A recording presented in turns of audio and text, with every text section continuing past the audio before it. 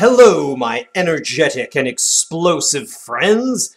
I hope you're ready for a really enigmatic and expansive lesson on fruits, especially those dry fruits.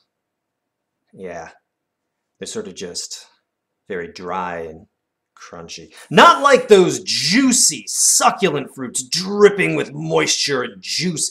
Sticky, delicious, so wonderful dry fruits. They sort of look like this. They're very dry. This one even grows underground. It's a subterranean fruit. What's up with that? Well, we've been talking about all sorts of different fruits, and we talked a lot about different succulent fruits, so it's only fair that I tell you about dry varieties as well. Now, dry fruit doesn't have the fleshy mesocarp of the succulents, and it behaves differently as well. And there's really two types of dry fruit.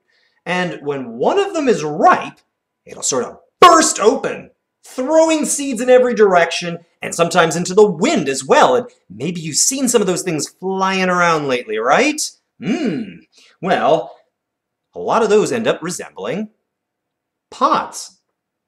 Here's another one. I bet you recognize that one. We call these types of fruits dehiscent dry fruit.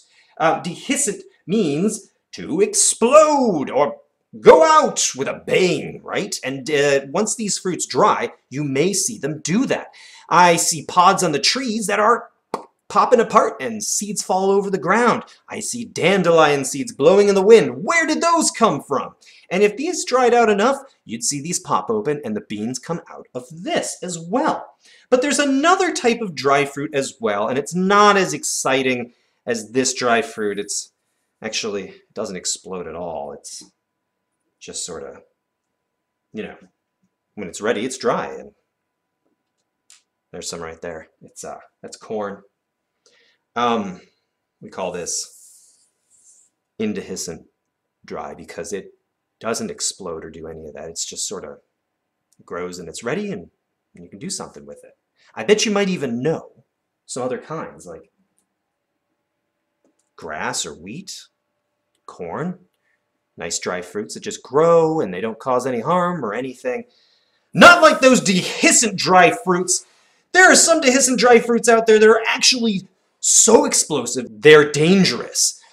For example, there's one that actually has sort of like a spiky, fruity ball that drops down to the ground and explodes like a nail bomb. Would you want to be standing near that kind of dehiscent dry fruit? Maybe in that case you'd rather be next to the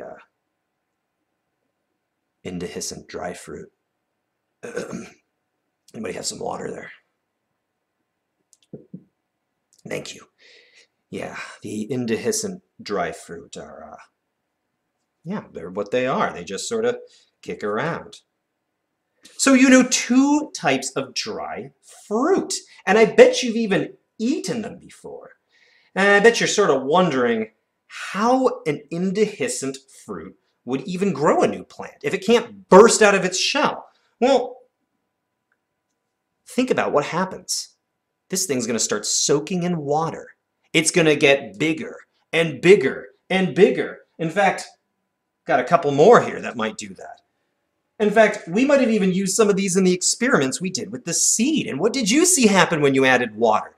Bigger, bigger, bigger, and then they get so big that that skin that they would be inside of still would rip open, and there they go to create new plants.